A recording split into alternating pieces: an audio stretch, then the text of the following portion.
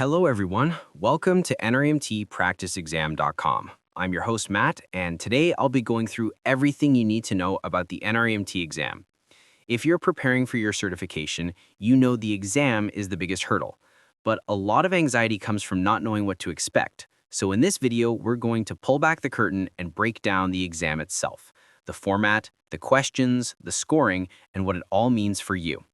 Let's start with the main event, the NREMT cognitive exam. First, this is a computer-based test. The number of questions you'll get will range anywhere from a minimum of 70 to a maximum of 120. The reason for this range is that it's a computer adaptive test, or CAT. This means the exam's difficulty adjusts based on your answers. If you answer a question correctly, the next one will likely be harder. If you get it wrong, the next one may be a little easier. The computer is constantly trying to pinpoint your level of competency. You'll have a total of 2 hours to complete your exam. And it's important to note that 10 of the questions you see are unscored pilot questions. The NREMT uses these to test out new material for future exams. So if you see a question that seems totally out of left field, don't panic. It might not even count. So what's actually on the test? The exam is divided into 5 main content areas, each with a different weight. Airway, respiration, and ventilation makes up about 18 to 22%. Cardiology and resuscitation is a huge section at 20 to 24%. Trauma is between 14 and 18%. Medical, obstetrics, and gynecology is the largest category at a massive 27 to 31%. And finally, EMS operations covers 10 to 14%. The vast majority of these questions, about 85%, will focus on adult patients, with the remaining 15% covering pediatrics. The key thing to remember is this exam isn't just about memorizing facts. It's designed to test your clinical judgment and decision-making under pressure. Now, the cognitive exam is only one piece of the puzzle. You also have to pass a psychomotor skills test. This is the hands-on exam where you'll perform critical EMT procedures in simulated scenarios, like patient assessment, bleeding control, CPR, and spinal immobilization. A key point here is that this exam is not administered by the NREMT. It's handled by your training program or state EMS agency. Okay, this brings us to the most important part, how the exam is passed and what the questions really mean. This is where most people get confused. A very common question is getting 120 questions good or bad? The truth is it doesn't mean you passed or failed.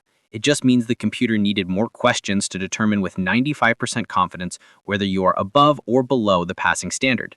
Some people pass at 70 questions, some people pass at 120. Don't let the number of questions affect your focus.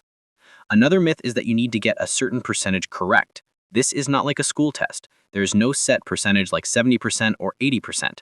The exam is grading your overall ability. The system's one and only goal is to determine if you meet the standard to be a safe and effective entry-level EMT.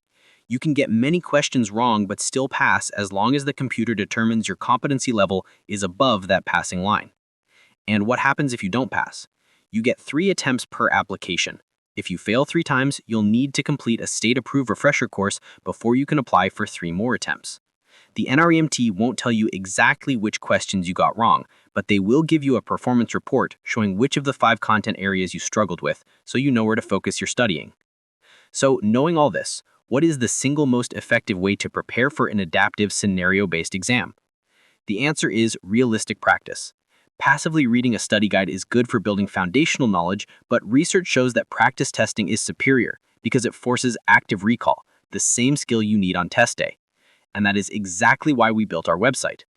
Here at NREMTPracticeExam.com, we've created an extensive set of resources designed to perfectly simulate the real exam experience.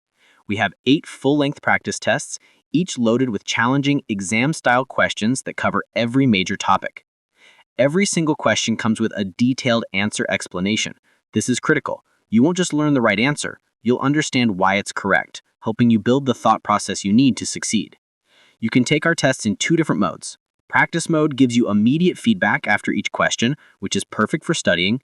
Exam mode simulates the real thing, giving you a score report only at the very end. And here's the best part, it's all completely free. There are no signups, no paywalls, and you get unlimited tries to use our materials as often as you need. Our content is built and reviewed by certified EMTs and experts who know this exam inside and out. Understanding the exam is your first step.